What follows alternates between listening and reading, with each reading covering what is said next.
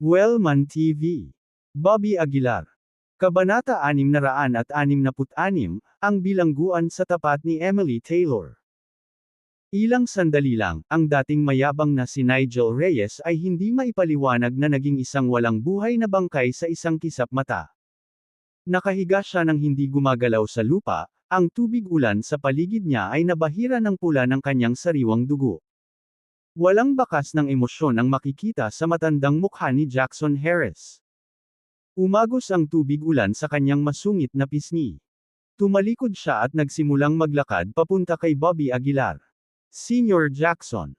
Nahirapan si Bobby na bigkasan ang mga salitang ito. Bahagyang tumango si Jackson Harris, yumuko, at mahinang sinabi, "Hayaan mo akong iuwi ka." Hindi, pagtanggi ni Bobby sa kanyang mabuting kalooban.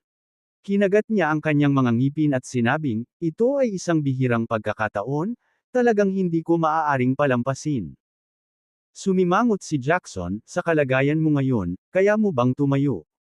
Alam na alam ni Jackson ang mga epekto ng pamamaraang ito. Kapag ginamit, imposibleng tumayo ng kalahating buwan. Ngunit nanatiling tahimik si Bobby, nagngangalit ang kanyang mga ngipin sa determinasyon at nagawang tumayo mula sa lupa. Senior Jackson, salamat. Pilit na binibitawan ni Bobby ang mga salita. Sandaling nawala nang masabi si Jackson. Sa pagmamasid kay Bobby sa kanyang harapan, nakaramdam siya ng biglaang hiya at panghihinayang. Kung nakipag-away lang sana siya sa kaparehong desperadong desisyon ni Bobby, iba kaya ang kinalabasan.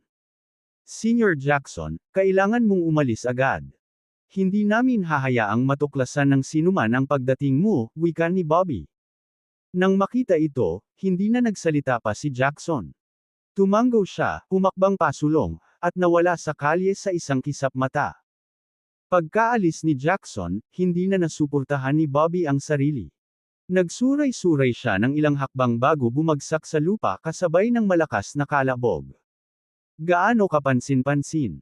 Umalangaw-ngaw ang boses ni Emerson Holmes sa tenga ni Bobby.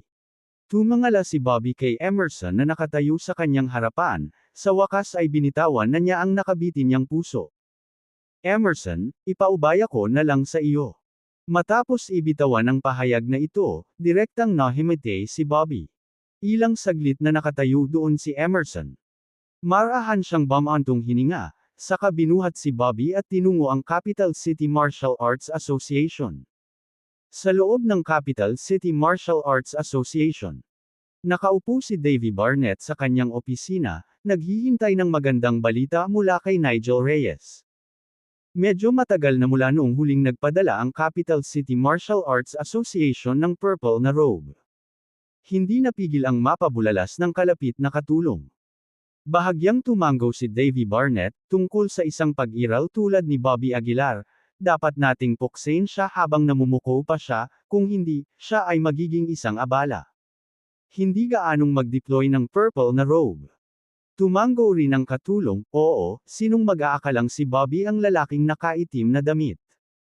Ang lakas niya talagang kinakabahan. Habang nag-uusap sila ay bumukas ang pinto ng opisina. Si Emerson, nabasang-basa sa tubig ulan, pagkatapos ay pumasok. Sa kamay niya, may hawak siya. Ang taong iyon ay walang iba kundi si Bobby Aguilar. Ibinagsak ni Emerson si Bobby sa harap ni Davy Barnett nang walang binibitawan na salita. Nang makita ito, agad na nabigla si Davy Barnett. Dali-dali siyang bumangon at yumuko para tapikin ang mukha ni Bobby. Ito ay Bobby. Tuwang-tuwa si Davy Barnett na hindi makapaniwala at labis na nasasabik. Sa wakas nahuli na natin ang bastos na ito. Ang katulong sa gilid pagkatapos ay nalilitong tanong, "Vice President Holmes, paano napunta si Bobby sa iyo? Nasaan si Mr. Reyes?" Nagsindi ng sigarilyo si Emerson, mahinang nagsalita, "Patay na si Nigel Reyes." Ano? Nanlalaki ang mga mata ni Davy Barnett sa pagtataka. Pinandilatan niya si Emerson at sinabi sa malamig na boses, "Sabi mo patay na si Nigel. Sino ang gumawa nito?" Itinuro ni Emerson gamit ang kanyang baba kay Bobby na nakahiga sa sahig at sinabing, "Sino pa kaya iyon, maliban sa kanya? Imposible yan." Bulalas ni Davy Barnett. Hindi posibleng si Bobby Aguilar ang kakampi ni Nigel. Sabi ni Emerson sa malamig na boses, malapit sa bahay ko ang bangkay niya. Dapat hanapin mo pa rin kung pupunta ka ngayon. Nang bumagsak ang boses niya, nagsimulang tumunog ang telepono sa desk ni Davy Barnett. Pinulot niya ito, narinig lang ang boses sa kabilang dulo na nagsasabing, President Barnett, patay na si Nigel. Naputol ang ulo niya. Nang marinig ito, agad na bumagsak si Davy Barnett sa sahig. Si Bobby, talagang lumaki hanggang ganito. Hindi makapaniwalang ungol ni Davy Barnett. Malamig na sinabi ni Emerson, sinabi ko na sa iyo noon, dapat ay ginamit natin ang Marshall Saint weapon para patayin siya ng direkta, ngunit hindi ka naniwala sa akin. Tumingin si Davy Barnett kay Emerson at pagkatapos ay nagtanong, kahit si Nigel ay hindi niya kapareha, paano mo siya nahuli? Tiningnan ni Emerson si Davy Barnett na may malamig na mga mata at sinabing, President Barnett, ano ang ibig mong sabihin dito? Nahuli ko si Bobby at hindi mo lang ako ginagantimpalaan, pero gusto mo rin akong sisihin. Matapos sabihin ito, galit na tumayo si Emerson, ang bagay na ito, tiyak na iuulat ko ito sa mga nakatataas upang makagawa ng desisyon para sa akin. Matapos bitawan ang pahayag na ito, tumalikod si Emerson para umalis. Mabilis na pinigilan ni Davy Barnett si Emerson at nakangiting sinabi, Vice President Holmes, hindi ko sinasadya iyon, na-curious lang ako. Malamig na sumangot si Emerson, huminga ng kanyang sigarilyo, at pagkatapos ay sinabing, gumamit si Bobby ng sapilitang pamamaraan sa pagpapalaki ng pagtatanim, at sa gayon ay pinatay niya si Nigel. At dapat mong malaman ang mga kahihinatnan ng paggamit ng diskarteng ito ng mas malinaw kaysa sa akin. Nang marinig ito, agad na naintindihan ni Davy Barnett. Itinaas niya ang kanyang hinlalaki kay Emerson at sinabing, nakamit mo ang isang mahusay na tagumpay sa pagkakataong ito. Panigurado, ipupuri talaga kita sa mga nakatataas. Ikanaway ni Emerson ang kanyang kamay, hindi na kailangan, ako na mismo ang magsasabi sa mga nakatataas. Mabuti, mabuti. Excited pa rin si Davy Barnett at tila nakalimutan na niya ang lahat. Malamig niyang sinulyapan si Bobby na nakahandusay sa lupa at munition, little bastard, finally got you. Napakaraming gulo ang naidulot mo sa ating Capital City Martial Arts Association. Papatayin na kita ngayon. Sa sandaling iyon, kumikinang ang mga kamay ni Davy Barnett, na napapaligiran ng napakalaking espiritong mamamatay tao. Nang makita ang eksenang ito, bumilis ang tibok ng puso ni Emerson. Kung si Davy Barnett ay direktang pinatay si Bobby ngayon, ang lahat ng kanyang pagsisikap ay magiging walang kabuluhan. President Barnett, huwag mo siyang patayin ngayon. Biglang nagsalita yung katulong. Kumunot ang noo ni Davy Barnett at nagtanong, bakit? Isang mapait na ngiti ang ibinigay ng katulong, nakalimutan mo. Ang gustong hulihin siya ngayon ay hindi lang ang Capital City Martial Arts Association. Hinahabol din siya ng mga opisyal. Kung papatayin natin siya ngayon, paano natin ipapaliwanag sa mga opisyal? Nang marinig ito, agad na naintindihan ni Davy Barnett. Sabi niya na may kaunting takot, halos magdala ng problema sa ating sarili. Tulad ng alam ng lahat, ang mga nakatataas ay nagiging hindi nasisiyahan sa Capital City Martial Arts Association. Kung hahawakan nila si Bobby sa likod, posibleng magdulot ito ng malubhang problema sa buong association. Hayaan mo siyang mabuhay ng ilang araw pa. Kapag handa na ang mga papeles, aalisin natin siya kaagad. Malamig na utos ni Davy Barnett. Sa isang iglap, tinawag ni Davy Barnett ang mga tao na kaladkarin si Bobby patungo sa bilangguan. Tandaan, ikulong mo siya sa tapat ni Emily Taylor. Bilin ni Davy Barnett. Oo, Pangulong Barnett, tumanggo ang mga lalaki bilang tugon. Hindi nagtagal, kinaladkad si Bobby sa kulungan. Nakita ito ng mga tao sa bilangguan at nagsimulang magbulungan. Hindi ba tiyan ang batang pumasok sa kulungan hindi pa nagtagal? Paano rin siya nahuli? Sok-sok, nakakalungkot talaga. Ang sinumang lumaban sa Capital City Martial Arts Association ay magiging ganoon din.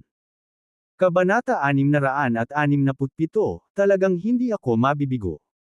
Lahat ay nagbubulungan sa diskusyon. Malinaw, naisip nila na ito ay isang awa para sa Bobby Aguilar upang mahuli. Pagkatapos ng lahat, sa paglipas ng mga taon, si Bobby Aguilar lamang ang sapilitang pumasok sa bilangguan ng Capital City Martial Arts Association. Ang kanyang katawan ay kinaladkad sa lupa, na nag-iwan ng mahabang bakas ng dugo. Ang nababad sa dugo na si Bobby ay mukhang miserable, at ang kanyang pagka-comatose ay naging dahilan para hindi sigurado ang mga tao kung siya ay mabubuhay o mamamatay. Di nagtagal, dinala si Bobby sa isang selda sa tapat ng isa pang bilanggo. Ang bilanggo sa tapat na selda ay si Emily Taylor. Sa sandaling lumitaw si Bobby, isang kislap ng takot ang bumalot sa maputlang mukha ni Emily. Palakpak. Ang pagpupumiglas ni Emily ay naging sanhi ng malakas na ingay ng mga tubo. Bobby, titig na titig si Emily sa direksyon ni Bobby, may bakas ng sakit na bumabalot sa kanyang maselang mukha. Hindi niya alam ang mga detalye, tanging si Bobby ang nahuli. At alam na alam ni Emily kung ano ang ibig sabihin ng mahuli si Bobby. I'm sorry. Kasalanan ko ang lahat. Ang mga luha ni Emily ay bumagsak na parang mga putol na tali ng mga perlas, na tumulo sa lupa. Sumabog ang kanyang puso sa sandaling ito, at sa kaibuturan niya ay nakaramdam siya ng matinding guilt. Itinapon si Bobby sa selda, at sa mga oras na ito, wala pa rin siyang malay. Wala siyang alam sa mga nangyayari sa labas. Sa sandaling ito, mabilis na kumilos ang Capital City Martial Arts Association. Agad na iniulat ni Davey Barnett ang balita sa mga nakatataas. Mabilis na nagpatawag ng pulong ang mga nakatataas. Sa loob ng meeting room, ang 8 matataas na opisyal ay nakatago pa rin sa kadiliman, ang kanilang mga mukha ay hindi nakikita ng sinuman. Dahil nahuli si Bobby Aguilar, harapin siya sa lalong madaling panahon, isang boses ang nagmula sa kadiliman. Oo, ang taong ito ay hindi maaaring iwanang buhay, kailangan siyang patayin sa lalong madaling panahon. Emerson Holmes, dahil nahuli mo si Bobby Aguilar, ikaw na ang bahala sa paghawak sa bagay na ito. Nang marinig ito ni Emerson, mabilis siyang tumayo at sinabing, salamat sa pagkilala mula sa matataas na opisyal. Sa pagkakataong ito, gumawa ka ng mahusay na serbisyo, at maaalala ito ng Capital City Martial Arts Association, sabi ng isa pang boses. Mukhang nasa kalkulasyon ni Bobby ang lahat. Ito rin ang naging dahilan ng palihim na paghanga ni Emerson kay Bobby. Ang Bobby Aguilar na ito ay hindi kasing simple ng naisip ko, naisip ni Emerson sa kanyang sarili. Pero, paano siya makakatakas? Hindi kailanman nakuha ni Emerson ang sagot sa tanong na ito. Nakatayo sa malapit, sinabi ni Davey Barnett, lahat, sinusubukan din ngayon ng mga autoridad na hulihin si Bobby Aguilar. Para maharap natin siya, natatakot ako na kailangan nating mag-ulat sa ating mga nakatataas at kunin ang mga opisyal na dokumento. Sandaling natahimik ang mga matataas na opisyal bago sumagot, kung gayon, bilasan mo at alagaan mo. Nabubuhay siya sa ibang araw, mas nababahala ako. Nagulat si Davey Barnett sa kanilang mga sinabi. Talaga bang ginawa ni Bobby Aguilar na hindi mapalagay ang mga nakatataas? Pagkatapos ng meeting, tumingin si Davey kay Emerson. Emerson, dahil binigay na sa iyo ng mga nakatataas ang gawaing ito, bilasan mo at gawin ito. Kunin ang mga dokumento sa lalong madaling panahon, malamig na sabi ni Davey. Tumango si Emerson at sinabing, huwag kang mag-alala, natural na susundin ko ang utos ng matataas na opisyal. Pagkasabi noon ay tumalikod si Emerson at umalis. Medyo nakaramdam ito ng inis kay Davey. Malinaw ang kahulugan ni Emerson, responsable siya sa mga nakatataas, hindi sa presidente. Malamig na tiningnan ni Davey ang umaatres na figure ni Emerson at munition, nakuha ng maliliit na tao ang kanilang kapangyarihan, talagang iniisip na sapat na ang paghuli kay Bobby Aguilar para umangat sila sa tuktok. Kumalat na parang apoy ang balita ng pagkakahuli kay Bobby Aguilar. Sa lalong madaling panahon, halos lahat ay nalaman ang tungkol dito. Narinig ko na alam ni Bobby na mahuhuli siya at nagsimula ang kanyang paghihiganti. Narinig ko rin iyan. Pinatay niya muna si Toby Backus tapos sinubukang patayin si Jordan Richards. Maya-maya, dumiretso siya sa tirahan ni Emerson Holmes. Nabalitaan ko na bago mahuli, pinatay ni Bobby ang isang kulay ube na balabal. Ang lilang robe na iyon ay ang sikat na Nigel Reyes. Hindi ka panipaniwala, sayang lang at tapos na ang lahat. Mabilis ding nakatanggap ng balita ang pamilya Taylor at Blair. Sa isang natural na lihim na silid ng pamilya ni Taylor, si Keelan Taylor ay nakatayo sa tabi ni Dominic Taylor. Ang lugar na ito ay kung saan nanatili si Dominic Taylor sa pag-iisa. Tay, nahuli si Bobby Aguilar. Mahinang tanong ni Dominic habang nakapikit. Tumango si Keelan Taylor at sinabing, oo, nabalitaan ko na bago siya nahuli, pilit niyang pinatay ang isang purple na robe. Dahil dito napunta si Bobby sa mga kamay ni Emerson nang siya ay pagod na pagod. Nang marinig ang mga salitang ito, naikuyom ni Dominic ang kanyang mga kamao. Pumapatay ng purple na damit. Nahigitan ng gayong tagumpay ang kay Dominic. Laban sa ordinaryong itim at gintong robe, medyo confident pa rin si Dominic. Gayunpaman, kung nakaharap sa isang lilang robe, wala siyang pagkakataong manalo. Dad, lumabas ka na. Maghihiwalay na ako, huminga ng malalim si Dominic, sinusubukang pakalmihan ang sarili. Tinapik ni Keelan Taylor ang balikat ni Dominic at sinabing, huwag kang masyadong mag-isip. Si Bobby Aguilar ay patay na. Alam ko, bahagyang pumikit si Dominic at wala nang sinabi pa. Sa oras na ito, ang pamilya Blair ay nagdiriwang. Hawak ni Dexter ang isang baso ng red wine, tuwang-tuwa na sumasayaw. Lumalawak na ang pagitan nila ni Bobby, at matagal na siyang sumuko sa paghabol.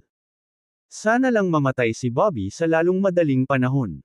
Dad, narinig ko na si Bobby ay inilagay sa tapat ni Emily Taylor. Biglang parang may naisip si Dexter at mabilis na tumayo para magsalita. Tumango si Riley at sinabing, oo, iyon ang sinadya ni Davy Barnett. Pinaikit ni Dexter ang kanyang mga mata at malamig na sinabi, Tay, gusto kong puntahan si Bobby. Nakita mo si Bobby? Nabaliw ka na ba? Kumunot ang noo ni Riley. Sumulyap si Dexter kay Riley at sinabing, Dad, sinabi ko minsan na gusto kong ipahiya si Bobby sa harap ni Emily, pero hindi ako nagtagumpay. Kung hindi ko ilalabas ang galit na ito, hinding-hindi ako makukontento. Kumunot ang noo ni Riley at saka sinabing, ngunit hindi ganoon kadali ang pagpasok sa bilangguan ng Capital City Martial Arts Association. Dad, may nakita ka lang na koneksyon, mag-isip ka ng paraan, okay? May kung anong pagmamakaawa sa boses ni Dexter. Napabuntong hininga si Riley sa kanyang puso. Mula nang makipaglaban kay Bobby, naging inutil na tao si Dexter na walang adhikain. Ang lahat ng ito ay dahil sa trauma ng labanang iyon. Fine, pag-iisip nito, sumang-ayon si Riley na may seryosong mukha. Sa loob ng kulungan ay wala pa ring malay si Bobby. Ngunit sa kanyang utak, hindi mabilang na mga imahe ang naglalaro ng walang tigil. Tumulo ang pawis sa noo ni Bobby. Kahit na walang malay ay hindi niya maiwasang isipin ang kanyang plano. Hindi ako dapat mab-aigo, hindi ako dapat mab-aigo, na puno ng takot ang iniisip ni Bobby. Sa sandaling ito, bigla niyang binuksan ang kanyang mga mata at sumigaw, hindi talaga ako mabibigo. Kabanata 668, Dexter Blair na nagdadala ng paiya sa kanyang sarili. Isa. Nabaluktot ang mukha ni Bobby Aguilar sa dalamhati, lumiit ang kanyang mga pupil, at umaagos ang malamig na pawis mula sa kanyang noo. Bobby, mahinang bulong ni Emily Taylor. Pagtingin sa itsura ni Bobby, kumikirot ang puso ni Emily. Gaano karaming pagsisikap ang ginawa ng lalaking ito, hindi man lang nakasumpong ng kapayapaan kahit na sa pagkakoma. Anong tawag mo? Isang tao ang lumakad sa tabi nila. Gayunpaman, hindi ka dapat mab-aigo. Isa ka ng preso ngayon. Lumingalinga si Bobby, at unti-unting lumambot ang ekspresyon ng mukha niya. Bobby, okay ka lang ba? Ang mahinang boses ni Emily ay umabot sa tenga ni Bobby. Mabilis na bumangon si Bobby, hinawakan ang mga rehas ng bilangguan, at tumingin kay Emily. Emily. Ibinuka ni Bobby ang kanyang bibig. Ang mga luha ni Emily ay umaagos na parang pumutok na dam, walang tigil na umaagos. I'm sorry. I'm sorry. Umiiyak na sabi ni Emily habang umiiling. Kung hindi dahil sa akin, hindi mo na kailangang magdusa ng ganito. Ayokong maging bayani ka sa mga lalaki, ang gusto ko lang ay ligtas at maayos ka. Dahil sa paghikbi, paputol-putol ang boses ni Emily. Damaloy ang kanyang mga luha sa kanyang puting leeg at basa ang kanyang damit. Hinawakan ni Bobby ang mga bar at mabilis na umiling, hindi, Emily, kung wala ka, walang saysay ang buhay ko. Lahat ng ito ay ibinigay mo sa akin, at ito rin ay isang pagpipilian na ginawa ko sa aking sarili. Pero paano nalaman ni Emily ang plano ni Bobby? Ang alam lang niya ay nakakulong si Bobby, at alam niyang hindi siya pababayaan ng Capital City Martial Arts Association. Sa sandaling iyon, binuksan ang pinto ng kulungan. Pagkatapos, nakita nilang dahan-daang pumasok si Davy Barnett. Tumingin siya kay Bobby, pagkatapos ay sinulyapan si Emily, at sinabing may mahinang ngiti, "Bobby, dapat mong pasalamatan ako sa pagpayag na makasama kang muli ng iyong minamahal bago ka mamatay." Davy Barnett, susunduan ko ang nanay mo. Malamig na sabi ni Bobby. Natigilan sa biglaang pagmumura, si Davy Barnett ay natulala saglit. Hinusot niya ang kanyang mga mata at sinabing, "Para sa isang presong katulad mo, hindi ka talaga masunurin, di ba?"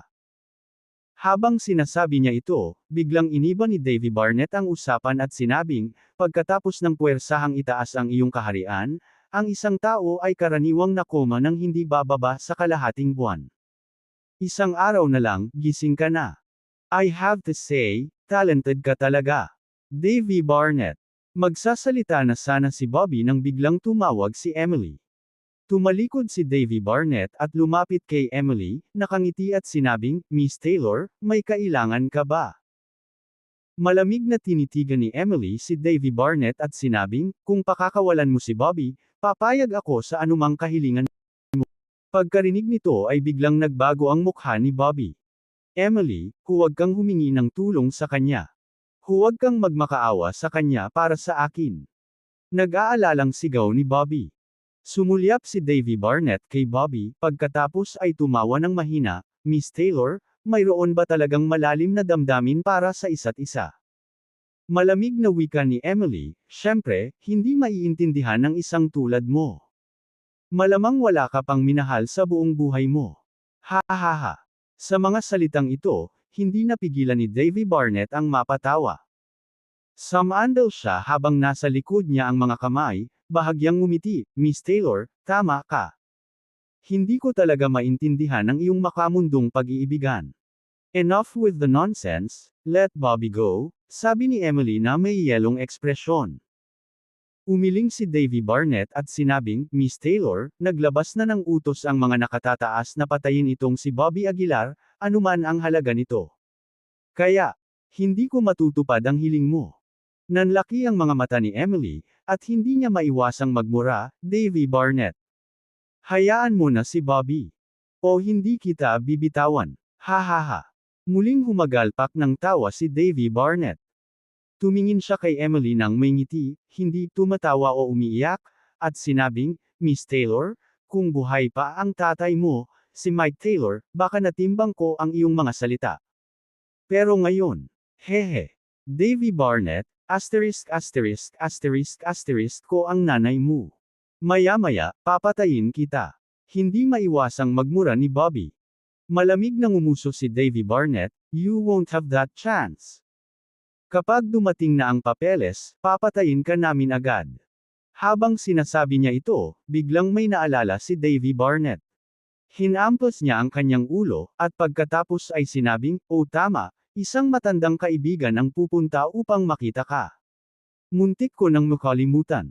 Pagkasabi noon, tumalikod si Davy Barnett at naglakad palabas.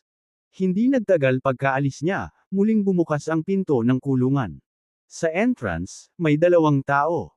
Ang isa ay si Davy Barnett, at ang isa ay si Dexter Blair. "Mr. Tenney, hindi kita mabibigyan ng maraming oras, 10 minuto lang," babala ni Davy Barnett. Bahagyang yumuko si Dexter at sinabing, "President Barnett, huwag kang mag-alala, hindi ako magtatagal." Napabuntong hininga si Davy Barnett, ikinaway ang kanyang kamay, at sinenyasan ang katabi niya na ipasok si Dexter. "By the way, President Barnett, kumusta na ang kalagayan ni Bobby ngayon? Biglang tanong ni Dexter. Bumantong hininga si Davy Barnett, puwersa niyang pinalaki ang kanyang kaharian, at hindi pa siya nakaka-recover. Wala na siyang pinagkaiba ngayon sa ordinaryong tao. Kung gayon ay makatitiyak ako.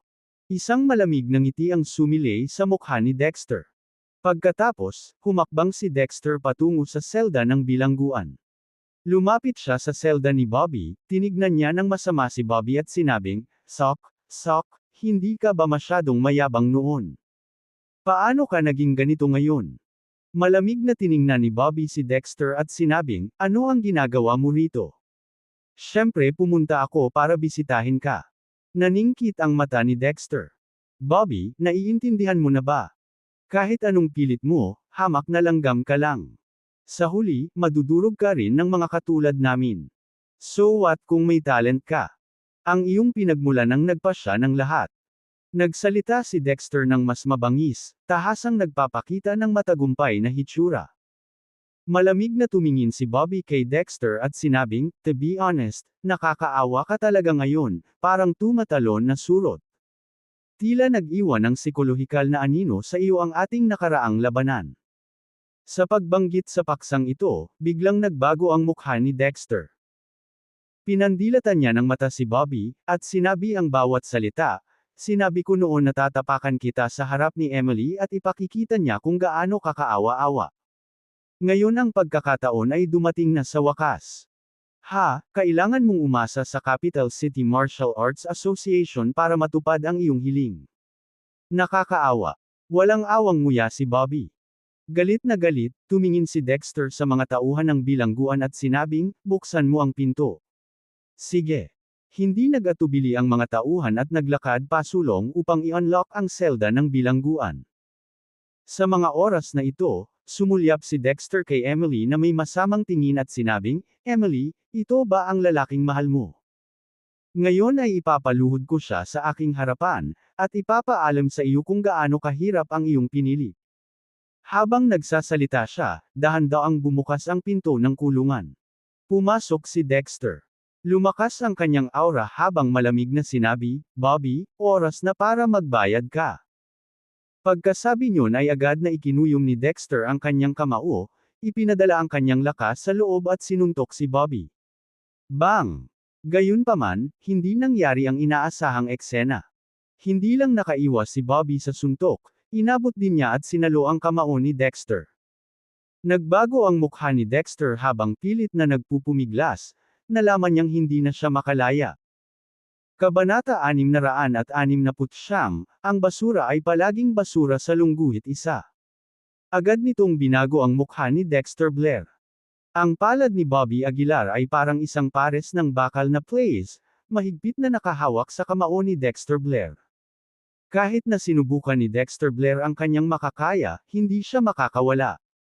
Ikaw, dapat ay baldado ka na, hindi ba? Takot na sabi ni Dexter Blair.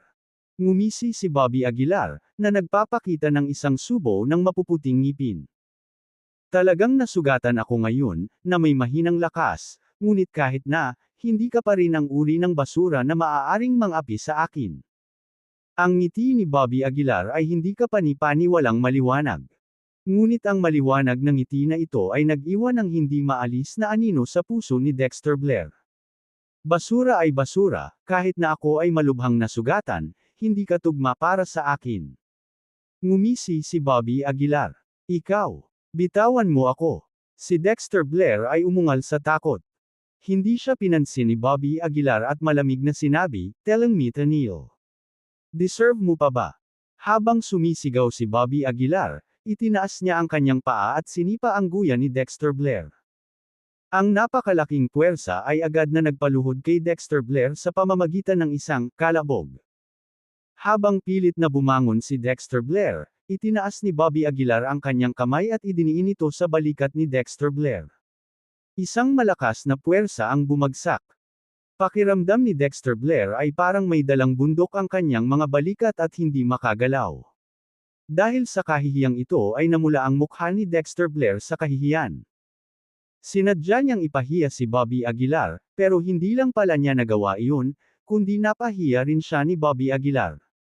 Paano ito? Ang mukha ni Dexter Blair ay kahindik-hindik, at ang kanyang puso ay napakasakit. Kahit nakaharap ang mahinang si Bobby Aguilar, wala ba siyang kapangyarihan? Paanong lumaki ngayon ang langgam na minsan niyang natapakan? Gusto mo akong lumuhod, di ba? Ngumisi si Bobby Aguilar. Ikaw, bitawan mo ako. Pilit na pumigla si Dexter Blair. Sige. Binitawan ni Bobby Aguilar ang kamay niya. Nang samantalahin ang pagkakataon, nagmamadaling tumayo si Dexter Blair, sinusubukang tumakas, ngunit sinipa siya ni Bobby Aguilar mula sa likod. Bago pa man makatayo si Dexter Blair, inabot na ni Bobby Aguilar ang kanyang leeg, itinaas siya sa ere. Sabi mo basura ako di ba? Paano naman ngayon? Malamig na sabi ni Bobby Aguilar. Kahit magkalat ang aking enerhiya, hindi ikaw ang aking kapareha. Ito ba ang iyong pagmamalaki? Sok-sok, sino ba talaga ang basura sa ating dalawa? Tumaas ang kilay ni Bobby Aguilar at sinabing. Ang napakalaking kahihiyan ay nagpadama kay Dexter Blair na mas masahol pa sa kamatayan. Ngayon, tuluyan nang nawalan ng mukha si Dexter Blair. Sa hindi kalayuan, bakas din sa mukha ni Emily Taylor ang pagtataka. Hindi niya inaasahan na umabot sa puntong ito si Bobby Aguilar. Magsalita ka, sino ang basura sa ating dalawa? Malamig na tanong ni Bobby Aguilar. Si Dexter Blair ay pilit na nagpupumiglas, ikaw. Bitawan mo ako. Hindi siya pinansin ni Bobby Aguilar, itinaas ang kamay at sinampal ang mukha ni Dexter Blair. Ang sampal na ito ay puro pisikal na lakas. Gayunpaman, ang napakalaking puwersa ay nagpapahina pa rin kay Dexter Blair. Sabihin mo sa akin, sino ang basura sa ating dalawa? Patuloy na tanong ni Bobby Aguilar. Dexter Blair clenched his teeth, hindi umiimik. Hindi nagsasalita, ha? Sige, bubugbugin kita hanggang ibuka mo ang bibig mo. Malamig na sabi ni Bobby Aguilar. Sumunod ay iniwagayway niya ang kanyang mga sampal sa kaliwat kanan. Ang pop na tunog ay umalangaw sa buong bilangguan. Hindi nagtagal, namamaga ang mukha ni Dexter Blair, at dumudugo ang sulok ng bibig niya. Tumigil ka, itigil mo na ang paghampas sa akin. Sa wakas, hindi na nakayanan ni Dexter Blair. Kung patuloy siyang tatamaan ng ganito, baka mabugbog siya hanggang sa mamatay. So, sino ang basura? Ngumisi si Bobby Aguilar. Dexter Blair clenched his teeth and forced himself to say, It's me. Ako ang basura. Ha ha ha. Nang makita ito, hindi napigilan ni Bobby Aguilar ang mapatawa. Binitawan niya si Dexter Blair at nginisyan, at least alam mo ang lugar mo. Bumangon si Dexter mula sa lupa, nagngangalit ang kanyang mga ngipin, at sinabing, Bobby Aguilar, maghintay ka. Hindi kita bibitawan. Pagkasabi noon, sinubukang tumakas ni Dexter. Ngunit muling sinipa ni Bobby ang kanyang binti, at agad na lumuhod si Dexter sa lupa. Simula nang pumunta ka sa akin, huwag kang magmadaling umalis. Ngumisi si Bobby. Hindi ka pani-paniwalang pangit ang mukha ni Dexter, ngunit hindi siya naglakas loob na sulsulan muli si Bobby. Sa labas ng selda, napatingin si Davy Barnett sa kanyang relo at kumunat ang noo, ang tagal na, bakit hindi pa siya lumalabas? Na-addict na ba siya sa pagpapahirap? Sa tingin ni Davy, akala niya ay pinapahirapan ni Dexter si Bobby. Sa pag-iisip nito, binuksan ni Davy ang pinto ng selda at pumasok.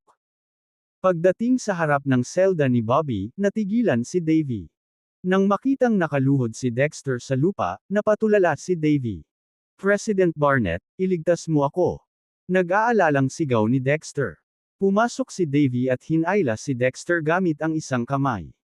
Pagkatapos, malamig na tumingin si Davy kay Bobby at sinabing, hindi ka pa rin kumikilos habang nakakulong, Bobby, ang lakas ng loob mo. Ngumisi si Bobby, dinala mo siya dito, kaya dapat naging handa ka sa mga kahihinatnan. Kumunot ang ugat ng noo ni Davy, hindi niya inaasahan na magiging walang kwenta si Dexter. Gusto kong makita kung hanggang kailan ka maaaring maging mayabang. Malamig na sanggal ni Davy. Pagkasabi noon ay umalis na si Davy sabay hila kay Dexter. Lumipas ang oras, dumilim ang langit. Sa selda, mahirap sabihin ang araw mula sa gabi dahil laging madilim. Bro, ano ang relasyon mo ni Miss Taylor? Tanong ng isa sa kabilang cell. Anong ginawa mo para makulong? Maglakas loob kang makipag-usap kay Davy Barnett ng ganyan, nirerespeto kita. Walang magawa si Bobby, kaya nakipag-chat siya sa mga taong ito. Halos lahat ng mga nakakulong ay nasa military marquee realm. At lahat sila ay may isang bagay na pareho sila ay napuno ng galit para sa Capital City Martial Arts Association. Bigla itong nagbigay ng pagkakataon kay Bobby. Inilibot niya ang kanyang mga mata at sinabing, "Mga kapatid, kung magkakaroon man ako ng pagkakataong makaalis, tiyak na hahanap ako ng paraan para iligtas kayong lahat." Haha, pare, huwag kang magbiro, narinig naming lahat na baka hindi ka na makakaalis, panunokso ng isang malapit.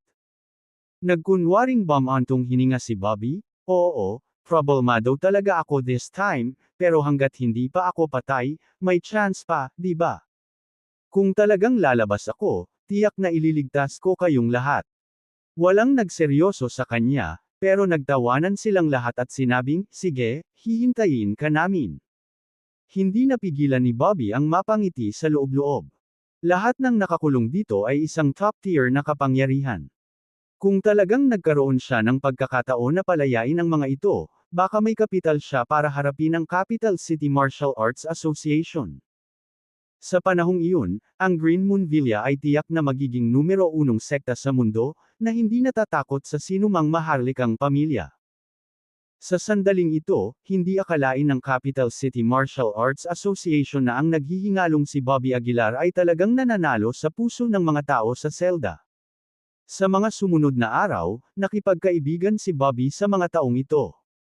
Nang marinig nila ang mga nagawa ni Bobby, lalo silang humanga.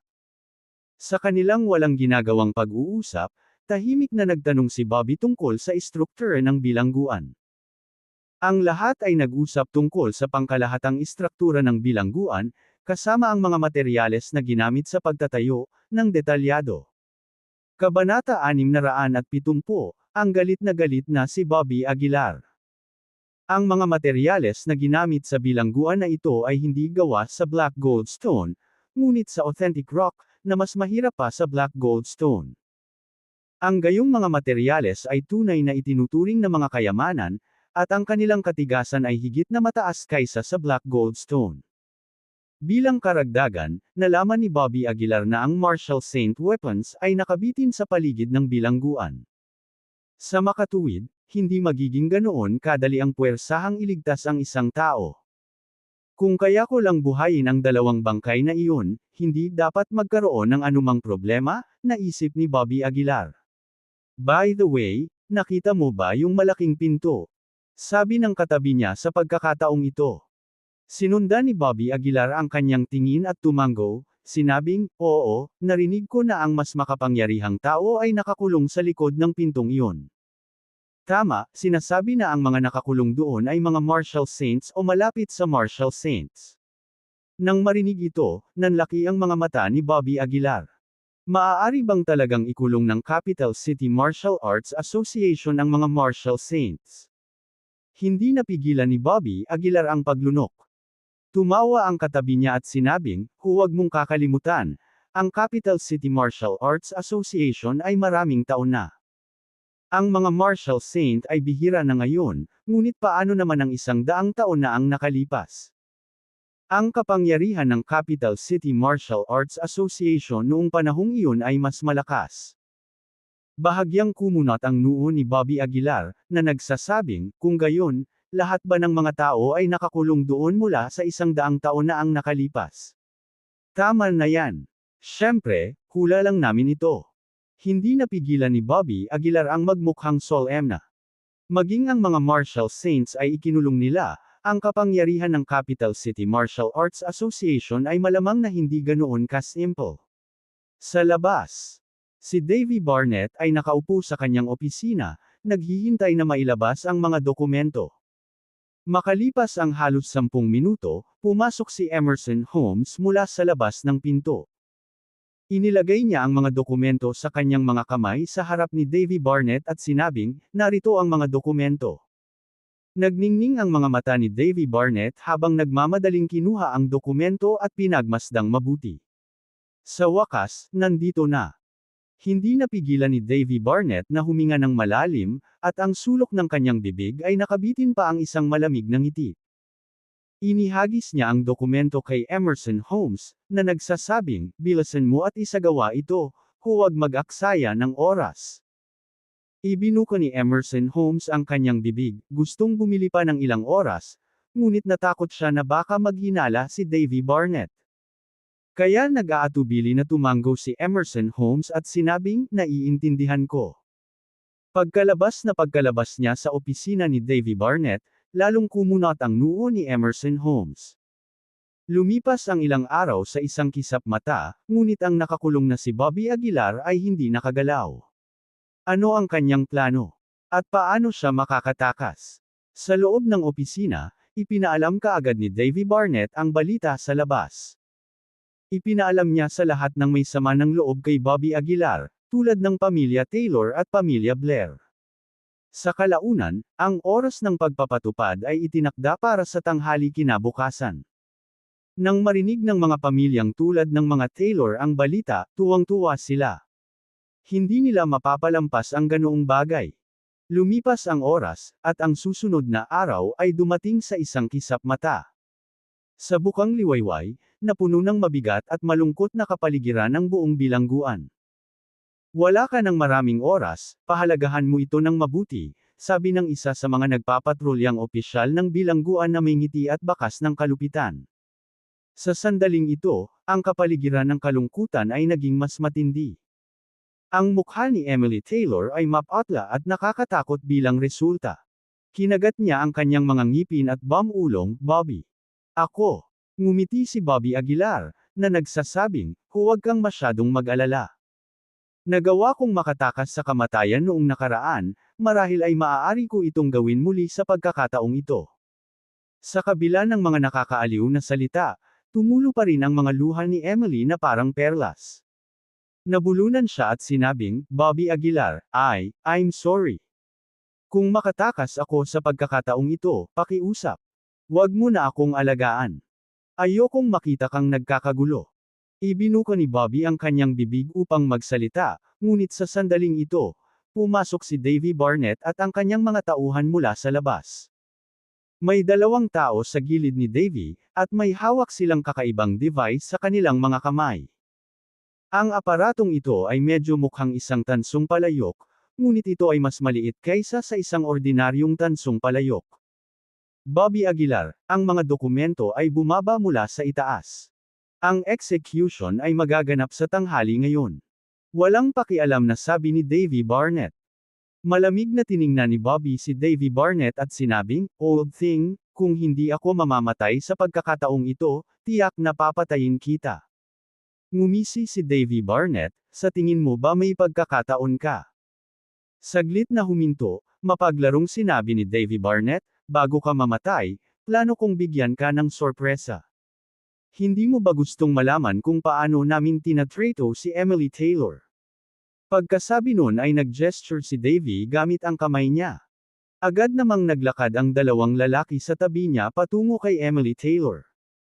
Tumabi silang dalawa kay Emily, bumubulong-bulong na tila isang pamamaraan sa kanilang paghinga. Ilang sandali pa, sunod-sunod na lumitaw ang mga karakter, kumikislap sa mga tubo na nakakabit sa katawan ni Emily. Habang lumilitaw ang mga tauhan, nagsimulang umakyat ang dugo mula sa iba't ibang bahagi ng katawan ni Emily, na dumadaloy sa mga tubo at palabas. Biglang namutla ang mukha ni Emily. Ang matinding sakit ay nagpawis kay Emily, at bahagyang nanginag ang kanyang katawan. Gayunpaman, hindi gustong mag-alala si Bobby, itinikom ni Emily ang kanyang mga ngipin at nanatiling tahimik. Dumaloy ang dugo sa mga tubo at sa dalawang palayok na tanso. Habang umaagos ang dugo ay lalong namutla ang mukha ni Emily at basang-basa ng pawis ang kanyang damit. Nang makita ito, nanlaki ang mga mata ni Bobby, at siya ay galit na galit. Hinawakan niya ang rehas at galit na sumigaw, "Davy Barnett! Isinusumpa ko ang iyong ina." Tumawa ng malakas si Davy Barnett, "Ano? Hindi mo na kaya? Tinitigan ni Bobby si Davy Barnett, halos bumalot sa buong kulungan ang mamamatay tao niyang espiritu. Ang kanyang mga mata ay duguan, at ang mga ugat sa kanyang mga braso ay umbok na parang mga dragon na namimilipit. Davy Barnett. I swear papatayin kita, papatayin kita. Matagal na umalangaw sa kulungan ang galit na dagandong ni Bobby. Malamig na tumikim si Davy Barnett at walang emosyong nag-utos, lakasan ang lakas. Oo. Ang dalawang lalaki ay nagsimulang kumanta muli ng spell. Ang mga karakter sa mga tubo ay lalong kuminang. Habang bumibilis ang pagdaloy ng dugo, lalong dumami ang sakit na dinanas ni Emily. Ngunit sa kabila nito, nanatiling tahimik si Emily. Napakagat siya sa ibabang labi kaya dumyugo ang labi niya sa lakas. Sok, na-touch ako. Paano niya matitiis ito nang hindi gumagawa ng ingay? Nagkomento si Davy Barnett na may halong pagtataka. Sa sandaling ito, si Davy Barnett ay mukhang isang walang puso, mamamatay tao na demonyo. Davy Barnett. Talagang puputulan ko ang bangkay mo sa 10,000 piraso, I swear. Sumabog ang aura ni Bobby. Pero ngumisi si Davy Barnett, ituloy mo ang lakas. Gusto kong makita kung hanggang kailan niya kayang tiisin ito. Ang lakas ng loob mo. Sumabog ang galit ni Bobby sa sandaling ito. Umungol siya at buong lakas niyang sinuntok ang rehas. May nakakatakot na nangyari. Sa ilalim ng kanyang suntok, bahagyang nakayuko ang rehas. Nang makita ito, nanlaki ang mga mata ni Davy Barnett. Paano ito mangyayari? Matiim na tinitigan ni Davy Barnett si Bobby. Sa sandaling ito, mukhang ligaw at baliw si Bobby, duguan ang mga mata, at malamig ang aura sa paligid niya.